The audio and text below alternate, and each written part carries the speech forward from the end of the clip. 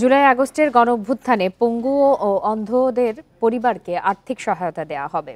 তাদের কর্মসংস্থানে প্রয়োজনীয় ব্যবস্থা নেওয়া হবে বলেও জানিয়েছেন প্রধান উপদেষ্টার বিশেষ সহকারী ডক্টর সায়েদুর রহমান। বৃহস্পতিবার বিকালে সচিবালয়ে তিনি জানান, আহতদের একটি ইউনিক আইডি কার্ড থাকবে। সারা জীবন তারা বিনামূল্যে চিকিৎসা সেবা পাবেন। এদিকে তথ্য উপদেষ্টা নাহিদ ইসলাম বলেন, অভ্যুত্থানে আহতরা এখনও হাসপাতালের বিছানায় পড়ে আছেন, অথচ রাজনৈতিক দলগুলো নির্বাচন দেওয়ার কথা বলছেন।